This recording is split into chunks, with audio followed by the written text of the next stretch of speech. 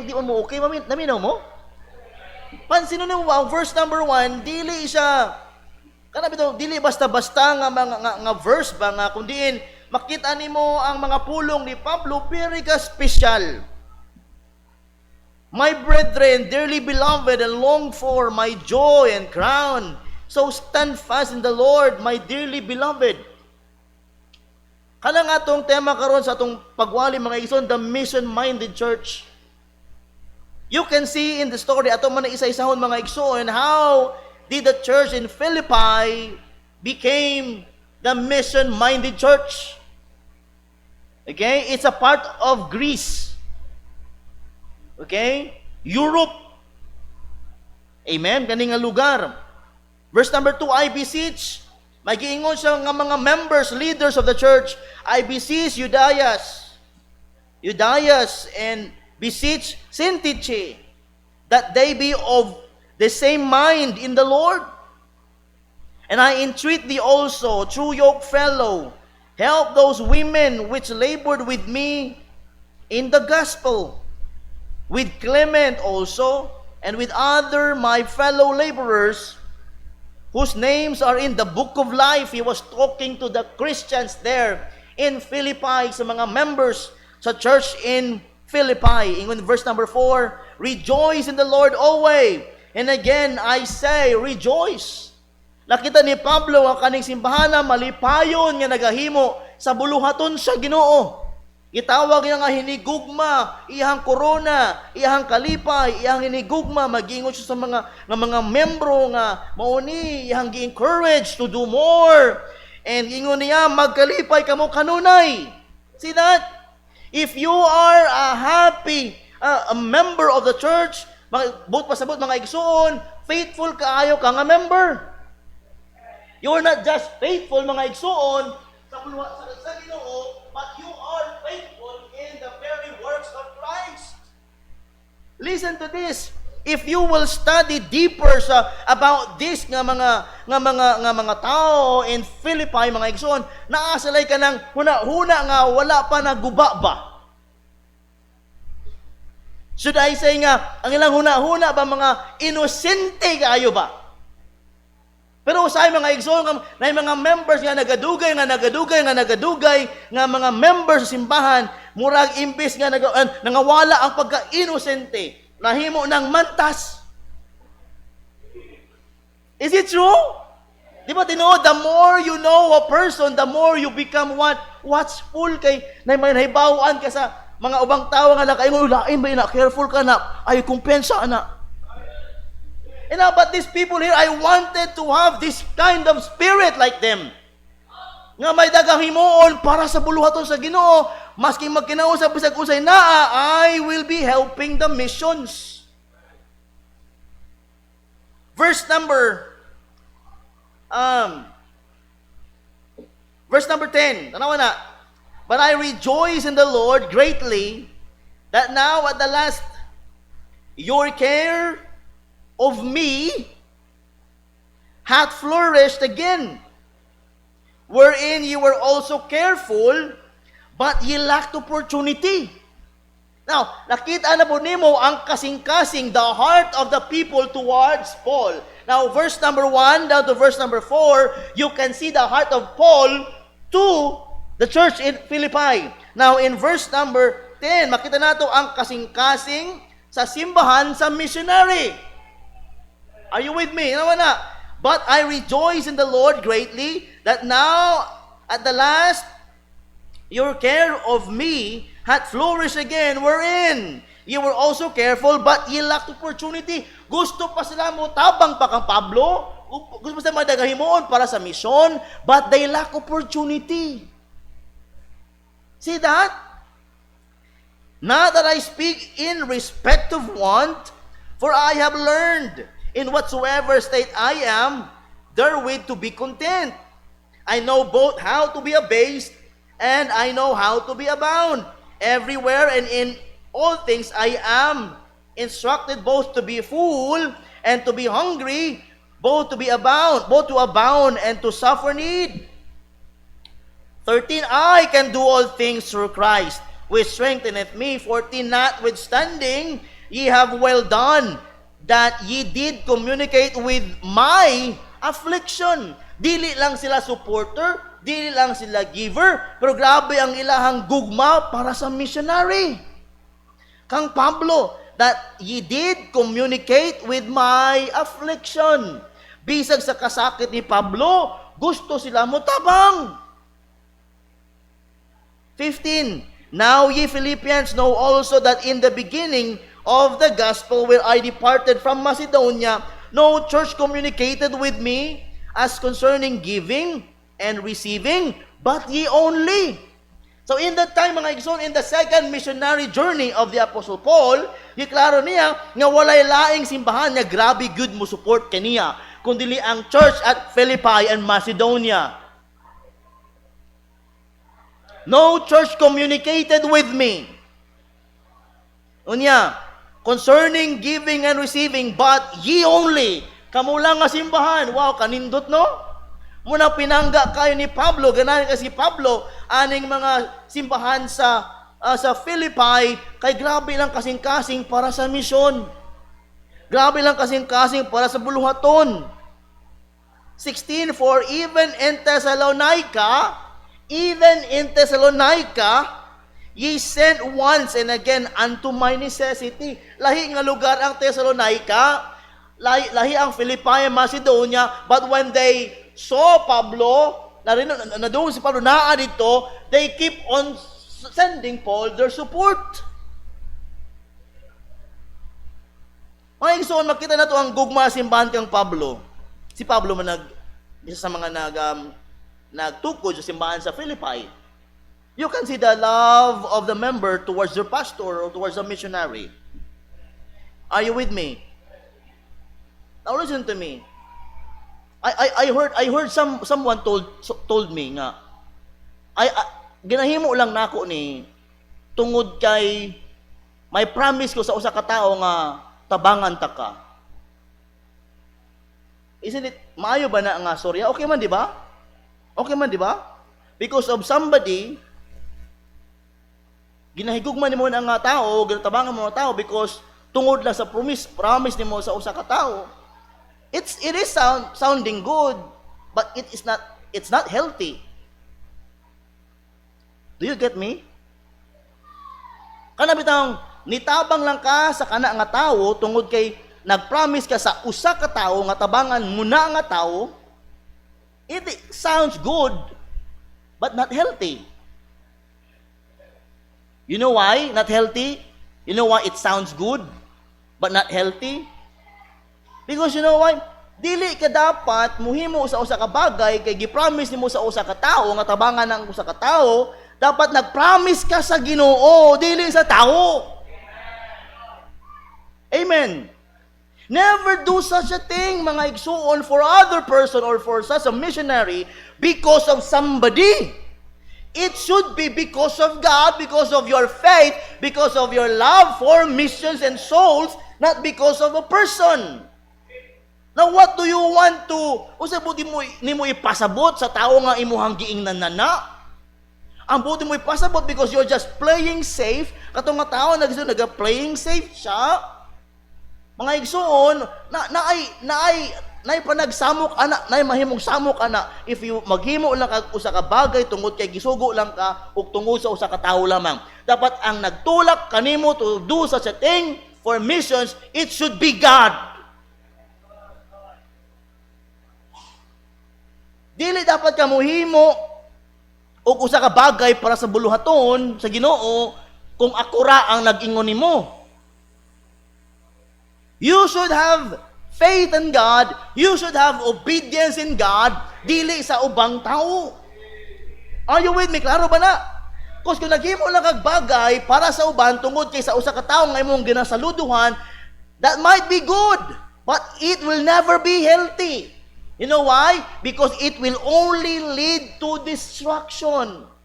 It will only lead to chaos.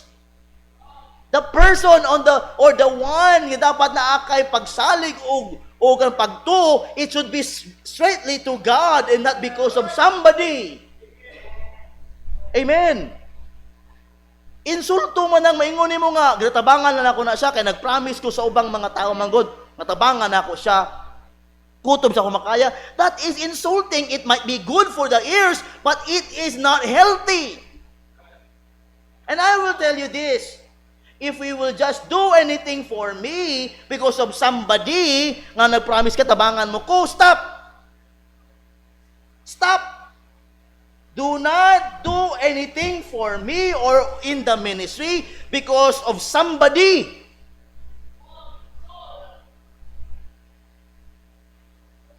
Are you hearing me? Dili ka muhimo usa ka bagay para sa usa ka tao, para sa buluhaton sa tao, tungod lamang sa usa ka tao nga imuhang ginasaluduhan. It might sound good, but it is not healthy. It should be God who will direct your heart to have a burden for the work and not any man. Kaya ang kagawasan ng mga anak, mga igsoon, it is hypocrisy.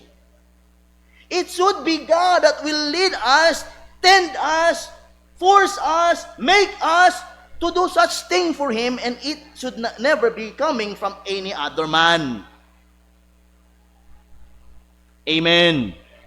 If I wanted you to do something for the Lord man, it should come from here. I'm not forcing you to do such a thing. Amen? Are you with me? Dini mga igsoon, makita nimo ang heart sa mga tao sa Philippi. Ginahimo ginila, gikan silang kasing-kasing, kay mauna ilang nadunggan kang Pablo about sa trabaho sa Ginoo. You can sense mga igsoon ang ilang gugma sa ministry, dili lang kang Pablo, but in the work of the Lord. Now in verse number 17, not because I desire a gift, but I desire fruit that may abound to your account. Amen. Dili nga gusto ni Pablo nga makadawat lang sa og something gikan sa Church of Philippi, pero ang huna ni Pablo nga kanang ilang ginahimo para sa iya, it is bunga, a fruit para sa ilahang account. Nga ilang manggyapo ng madawatan, because what? Give and it shall be given man. 18, but I have all and abound. I am full, having received of Epaphroditus the things which were sent from you, an odor of sweet smell, a sacrifice acceptable, well pleasing to God. Kaya kapunod, nasay si Pablo kanang iyang ginahimo para man sa Ginoo. So nakita ni Pablo, unsang pagtabang sa Philippi, sa iyaha, it is a well pleasing in the eyes of God. Kaya wala may laing trabaho si Pablo, kundi kalagman sa tao. Are you with me? Verse number 19, ganahantaan ni. Memorize na natin ni. But my God shall supply all your need according to His riches and glory by Christ Jesus. Amen? So, dili ni applicable sa mga tao, wala naghahatag sa misyon. Dito pwede nga i-claim nato ni kung unya wa ta ginahatag sa misyon. Kay kani nga verse is for missions. Klaro ba? Mahilig kayo mo gamit og mga verses in the Bible nga atong gina-apply sa itong mga affliction. Ayo, mag-quote og mga verse nga, example nga, grabe imong problema, nga mo quote kag Romans 8:28, for all things work together for good to them that love God, nga wala kasi masimba, to them who are the called, wala man ka nagdawat sa tawag sa Ginoo, nga ang purpose, no? Do not claim such scripture in the Bible nga just taking it from your own affliction, nga ikaw ra man naghatag o problema sa imong kaugalingon. And in this verse mga igsoon, but my God, it should be applied lang yun sa mga givers sa mission. Kaya ni Pablo, iya man ang gihatag sa mga naghahatag sa mission, but my God shall supply all you need according to His riches in glory by Christ Jesus. It is the same principle nga gina-apply ni Pablo, give and it shall be given. Okay pa ta? Or lahat ninyo pananawaw. Now unto God and our Father be glory forever and ever. Amen. Salute every saint in Christ Jesus. The brethren which are with me greet you. All the saints salute you. Chiefly they that are of Caesar's household. The grace of our Lord Jesus Christ be with you all. Amen. See that? See the heart of the church? See the heart of the missionary? And let's talk about the mission-minded church. Are we a mission-minded person? Are we a mission-minded Christian? Hello? Are we a mission-minded church? I can say, kaning nga church, mission-minded jud, but not all members. Na ay burden for mission, but not mission-minded. Sad to say, some Christians has a mind for mission, but having no heart for missions. Kaning mission-minded, buti pa sabot, heart and mind, naataana. Igsuon, lahi ra bagid kaayo ang kanang Kristohanon nga naagyoy kasing-kasing para sa misyon. Buhi ba buhi? Soul winner, faithful every service na agyo dinhi. Namil ba ta? Storya sa tabi murag lain ninyo hang pananawaw.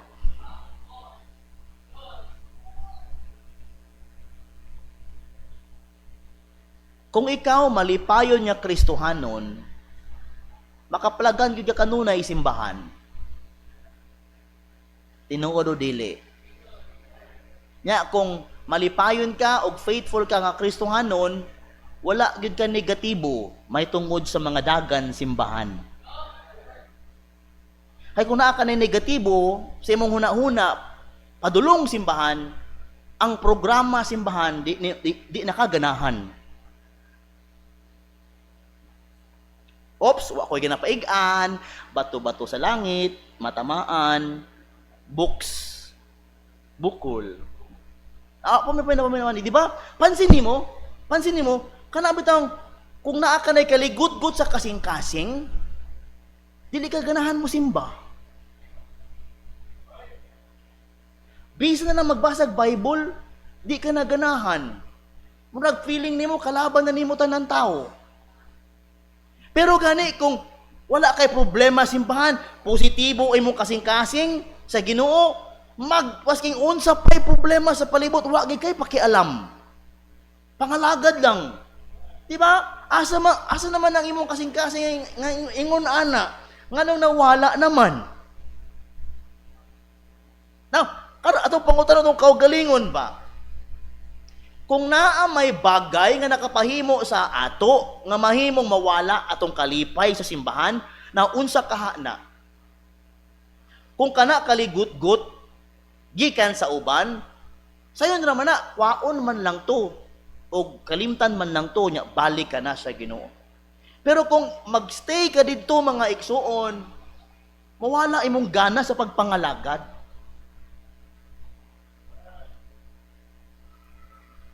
Amen. I want to focus on this morning mga igsoon. Bahala matulog ka diha. I want to focus on your heart for missions. Kaya nasayod ko bilang pastor, feel baya nako daghang mga negatibo mahitungod sa missions conference. Dili man tanan, gamay lang sila. Gamay lang kaayo sila. Daghan ta sa missions. But I want you, kamong mga pipila nga mga negatibo, kung nakadungog ka, mga pag-conference pa lang, negatibo ka na pamanaingnan ta ka, igsuon. Nakasala ba mi nga magkalipay mi para magsaulog og conference? Hello? Nakasala ba ta nga murag fiesta ang conference? Hello? Namista man gani ka, ang simbahan nga kalihukan, di nanuong ka? Ayo. Is this para sa yawa? Hello? Kani atong ginahimo para yawa ba ni? Di man siguro? Para man ni sa Ginoo? Himaya man ni sa Ginoo? Kalipay man ni sa Ginoo? Buluhaton man ni simbahan? Well, kung para sa ato murag hinambog na ni mga ano ani, mga unsa man ato ikahambog nga wa matay ato. Nga tanan magid mga sintimo bilangon nato para naatay ato. Igsuon, ayaw walaa sa imuhang huna-huna unsay naa sa misyon. Ang atong handom lang o kanang motibo sa misyon nga mahimo tang what? Kanang engaging in the mission program of the Lord. Sa una na ato matun-an mo ning mission, pero nag-engage na ba ta sa missions? Pero naatay missions program, mission conference, we are engaging, practicing, di ba? Seeing to it, mga igsoon, we are doing it. We are doing it, dili lang by your hearing, but by doing. I want you to know, I want you to have this heart, mga igsoon, karong buntaga, the mission-minded church or the mission-minded Christian. Ano, ato tanawon ni mga gipanghimo ni Pablo nga mga kasimbahanan. Sa iyang first missionary journey, nahitabo mga igsoon, upat ka syudad sa Galacia, ang Pisidian, Derbe, Iconium ug Lystra. Mao na ilahang gilihok ni Barnabas. Sa second missionary journey, nagbulag na sila ni Barnabas because sa ilahang di nag-uyon, nag-disagree sila, si Pablo kang Marcos, right? Ni iuban ni Barnabas. Pero mga igsoon ng second missionary journey, na ay mga pipila ka mga churches in Greece, Philippi, Thessalonica, Berea, and Corinth. And second missionary journey, na diha ang Philippi. The third missionary journey, mga igsoon, in Acts chapter number 19, Ephesus, Colossae, og some in Asia Minor. Amen. May natukod nga mga churches. O sa fourth missionary journey or the final nga lakaw ni Pablo, mo na ang Romans. Sa Roma, okay? Nahimo na Crete. Kana nga time, hindi na gid si Pablo ang sige lakaw, but si Titus. Via Titus, nakasulat sa mga letter for Ephesians, for Philippians, Colossians, Romans, addressing to those churches because of Titus. Are you with me? Those are the backgrounds lang sa mga churches nga na-found or nahimo ni Pablo. But one of his favorite nito o ganahan kay nga church is produkto sa iyang second missionary journey. The church at Philippi. Kaya nahimo ka ng mission-minded church. Nakita nato chapter 4 in the book of Philippians how this church became a mission-minded or having a mission-hearted church. Number 1, mga igsoon, mo kini na ay lima din nga tanaw na to atong paspasan. Number 1, mga igsoon, in verse number 15. In verse number 15, now ye Philippians know also that in the beginning of the gospel, when I departed from Macedonia, no church communicated with me as concerning giving and receiving, but ye only. Natawag na to siya nga mission-minded church because of verse number 15. What is that? Number 1, this church sees the needs of the missionary. Number 1, this church sees, nakitaan sa church ang gikinahanglan sa missionary. Dili tanang simbahan makakita sa gikinahanglan sa misyon. Muna dili tanan simbahan nagahatag sa missions. Sadly saying, mga igsoon, dili tanang naga-attend og missions conference naga-suporta sa misyon.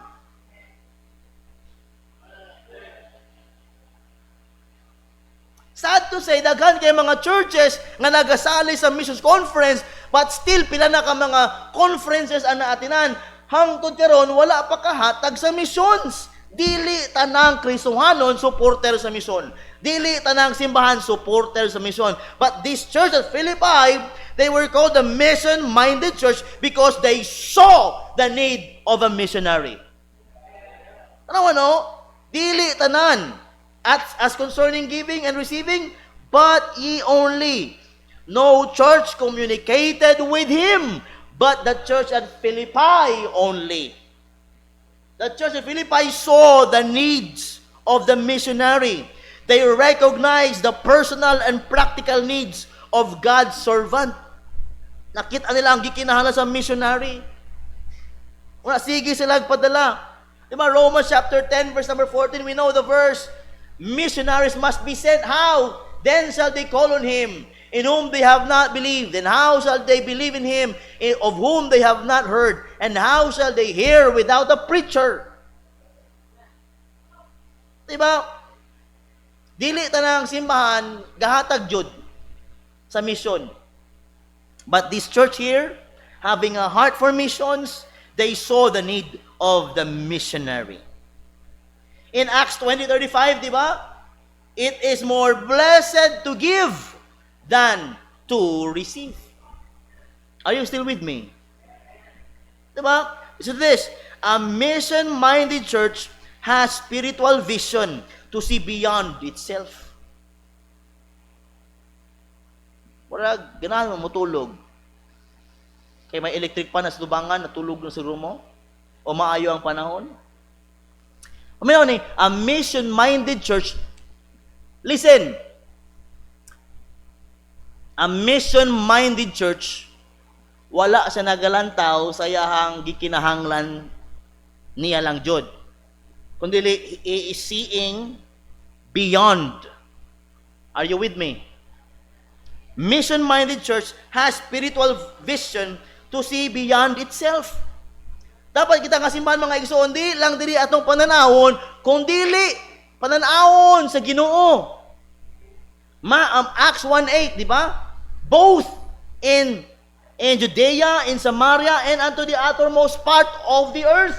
Dapat mauna ato ang ministry, di lang diri, kundi beyond. Kaning church in Philippi, they saw the needs of a missionary. Pangutana kaugalingon, do we have or can we see the needs of the missionary? Or can we see the needs in the mission field? Dili baya lalim. Missionary Brian will go to India next month.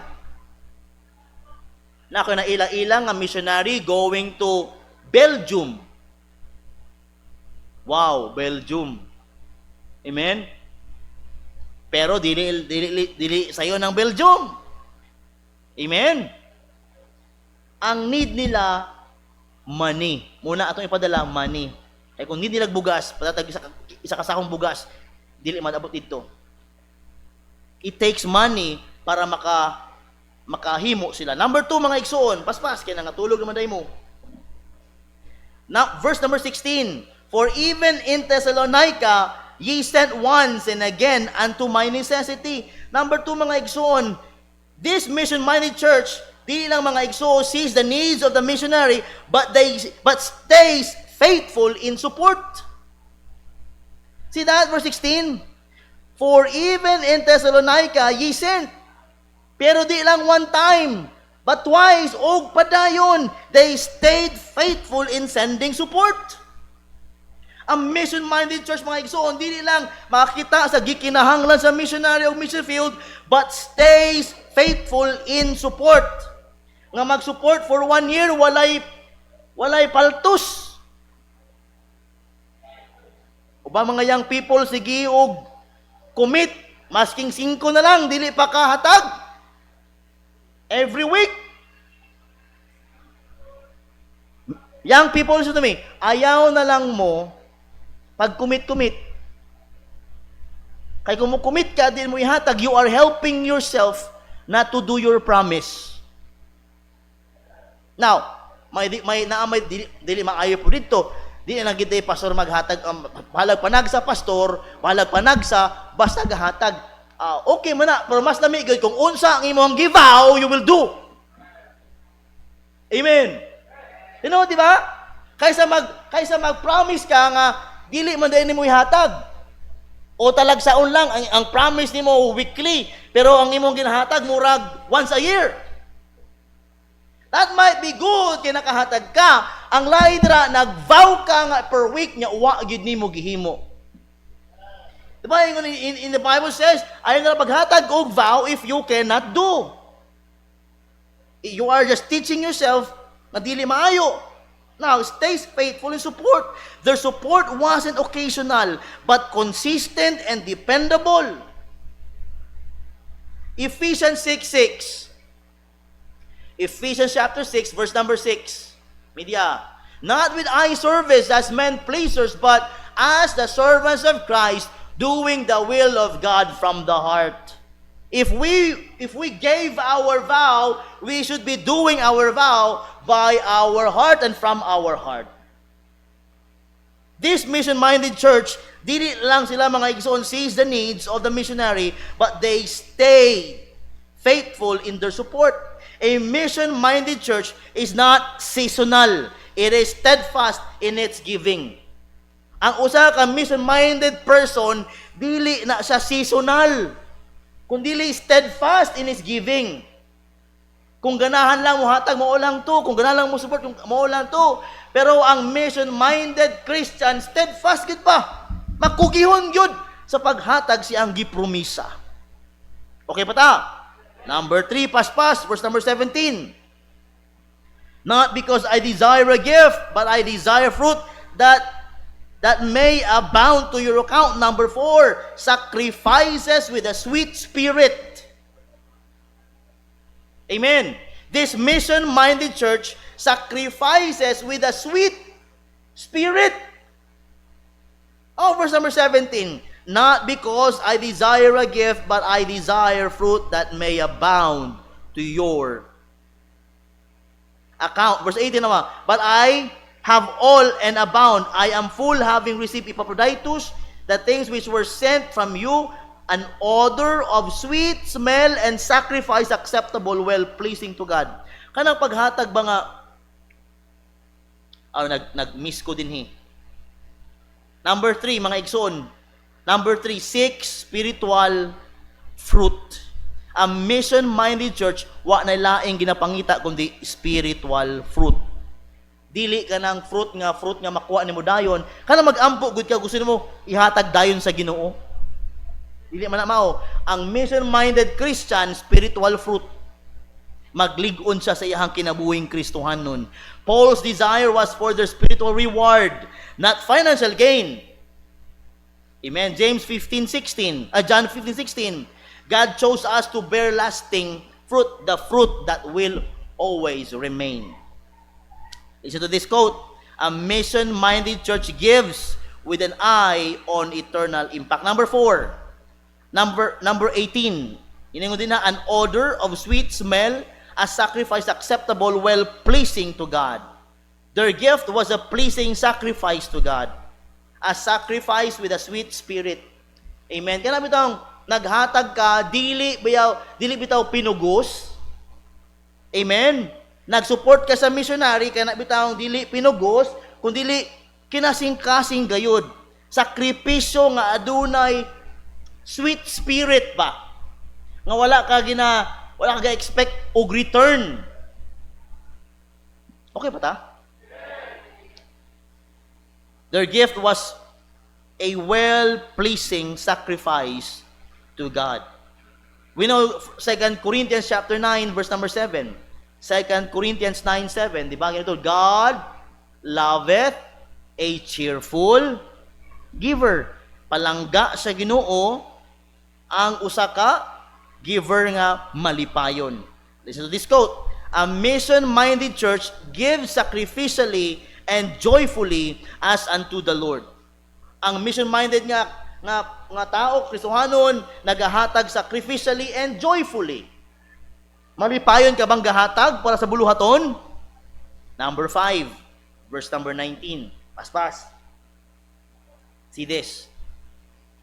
But my God shall supply all your need according to His riches in glory by Christ Jesus. Now, kinsa maning mission-minded church? This mission-minded church is the church that sees the needs of the missionary, stays faithful in support. 6, spiritual fruit. Number 4, sacrifices with a sweet spirit, an odor, an odor of sweet smell, a sacrifice acceptable, well-pleasing to God.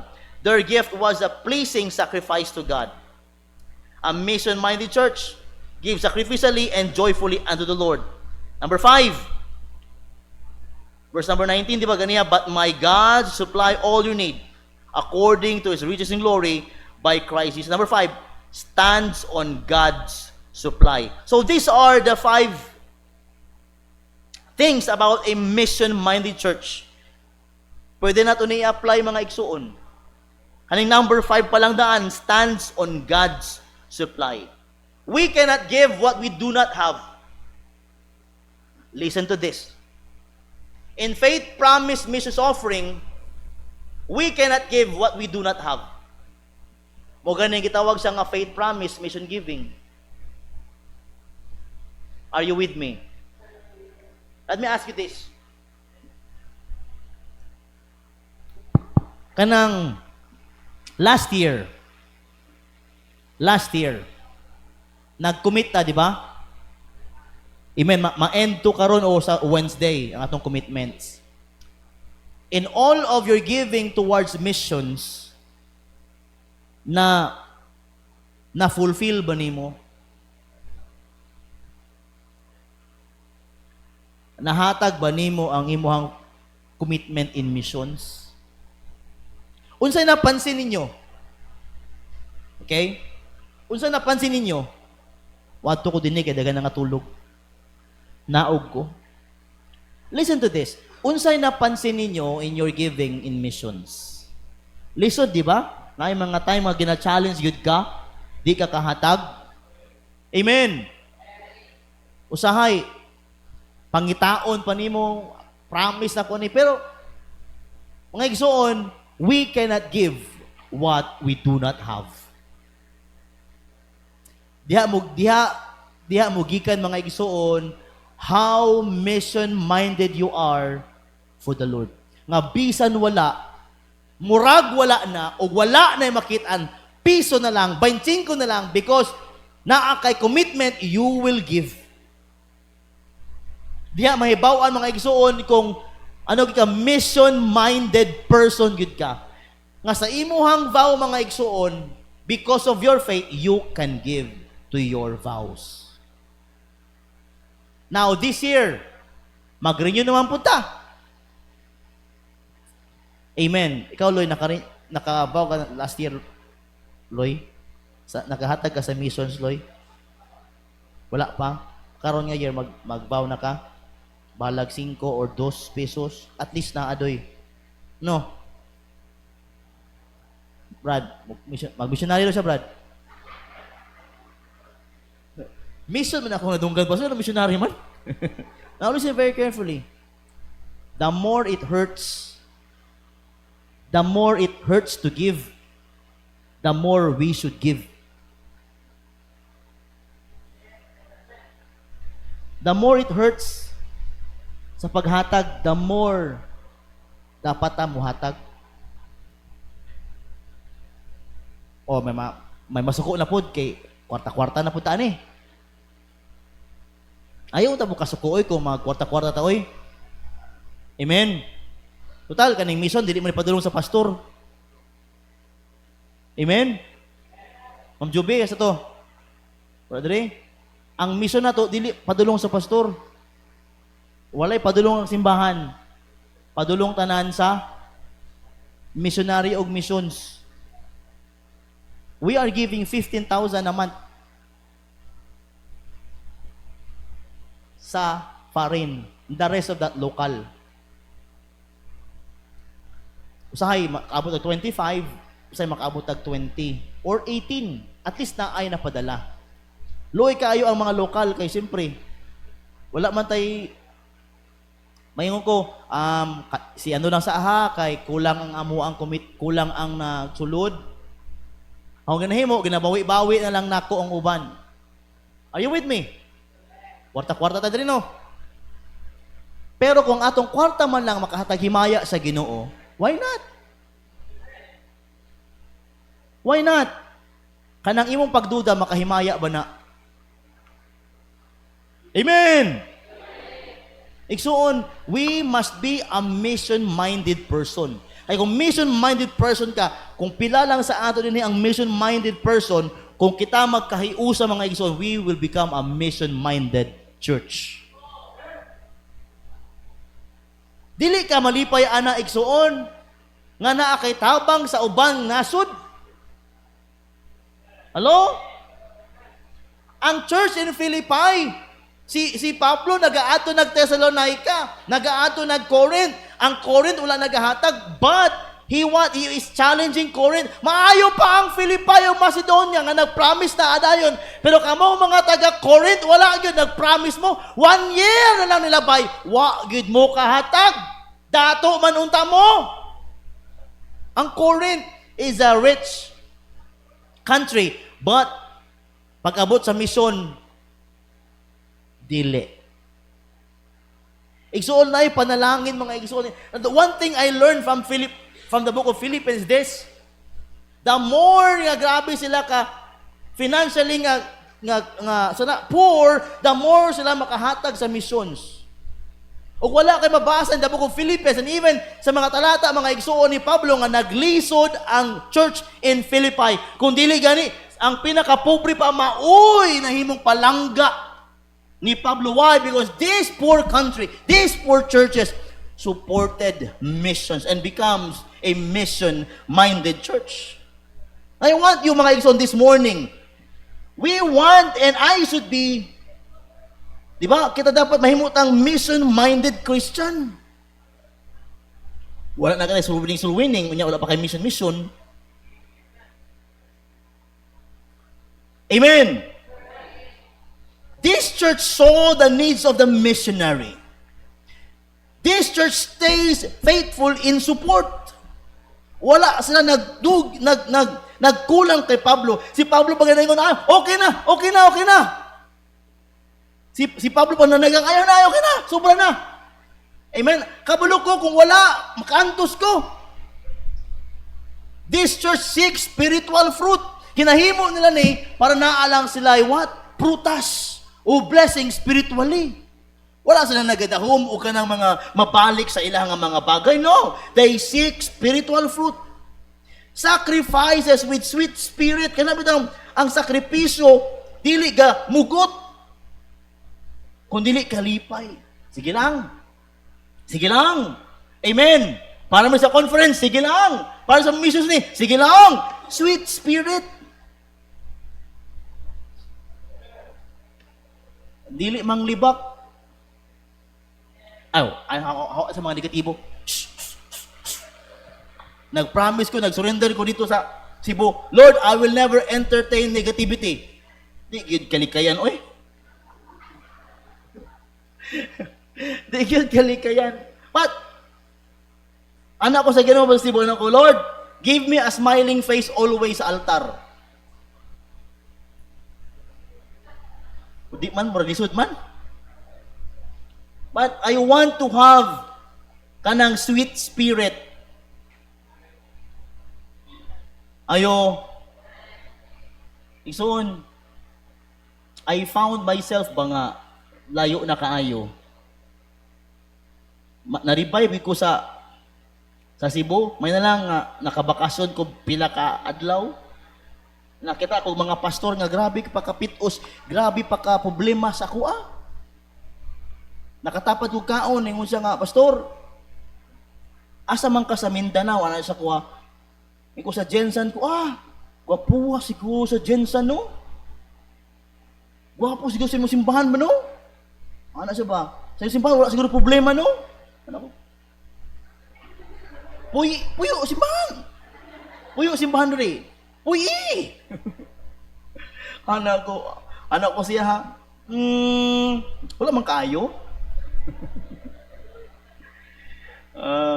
Taga Negros. Isa ka pastor nga bago ba? Nakadawat tayo sa problema kung anak sa mga advice ako pastor, ingon sa kuha ko naglisod kog tubag. So mo advice mo sa kasi nga problema nina. Kung financially matabangan ta kana, pero kung nga nga trabaho nga problema, ay na pangutan na. You know what? One day I will share to you the preaching of Pastor De Vega. Atong granagay ko tong when is the best time to quit. Andam naka murag night time nga murag gusto na nato mundang, right? Do you want that message? Basing mundang jud ka? Basing mundang jud ka.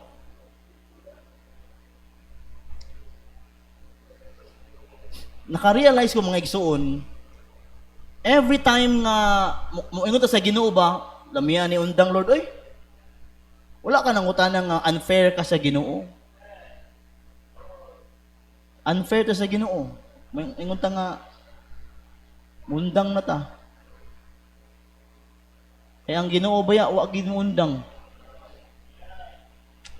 Di ba? This mission-minded church stands on God's supply.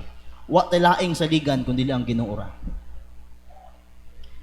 And this is very challenging karon nga mga time igsuon kay ato ang missions conference and we don't have much. Pero natay 68 ka buok balde. Okay na na. Balde. Mga pastor mo kuha. Biso nga na yung mga prayer request ha? Hello? Napunta na mong prayer request sulod sa balde? Ay, po ito mga hangusin lahat. Diba? Prayer request sa balde. Ako, wala pa gani diha. Lunes na ko, na akong palit. Upat ako May parmahimong 68. Pero, abin ako pinakadaghan. Napay isa di ay. Amen. Let's be a mission-minded Christian. Basta mission, go! May panalangin diha. Then lastly, umahuman ako.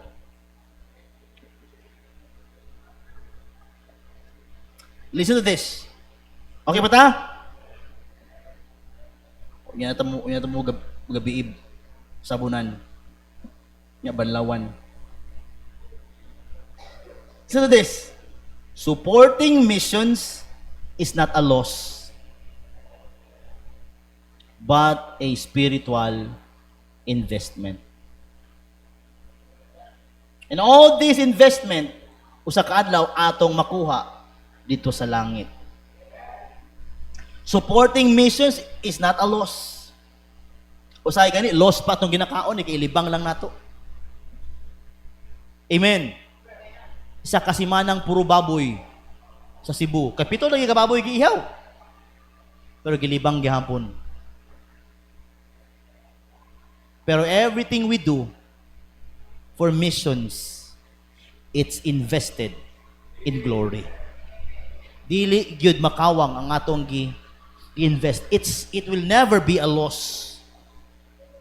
It's a privilege, a partnership, and a pathway to grace and reward.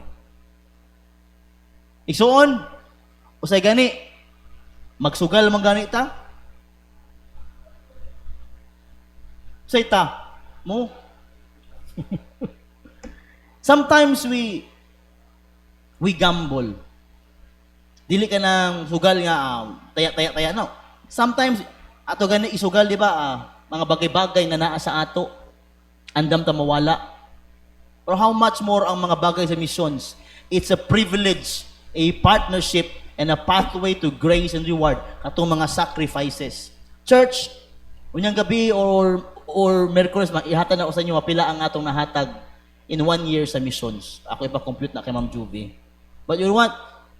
When we have habang buhi ta, we have this privilege pa to support missions. Let us be a church that sees, stays, seeks, sacrifices, and stands for the sake of the gospel. Wala na tay lain tumong igsuon sa mission kundi himaya sa Ginoo. Church, kung dili ka mag-support og mission, inanta ka. Kung dili ka mag-support sa mission, you are not fulfilling a life of a true Christian. Kung dili ka mag-support og missions giving, dili ka fulfilled nga Kristohanon. Kay ang mga mission givers lang ang makafeel nga that they are fulfilling the Great Commission. Are you a mission-minded person? Church, salamat sa inyong paghatag sa mission sa mag-renew ta. Mag-renew ta this week. Let's pray. Father in heaven, thank you, Lord, for this great fellowship this morning about the mission-minded church. Lord, the lesson on the sermon maybe para sa uban is simple, but Lord, I just remind them of how a church should be. How should a Christian should be when it comes to mission. Lord, the devil has been fighting, Lord, messages about missions. But Lord, I pray this morning nga makapangutan namin sa mong kaugalingon, are we a mission-minded Christian? Because most of the time, Lord, we fail to give our vows in mission. But Lord, help us, oh God, this year, this chance again, help us, Lord, to give faithfully our vows for missions. Help us, Lord, to be a mission-minded person and church. I pray in Jesus' name. Padayon sa pagduko sa imong ulo, ipiyong imong mata. Church, the altar is open for you to pray. If the Lord touch your heart, just come and pray. Say, Lord, last year, maybe I fail sometimes. Come, just come. Kung di ka gusto mo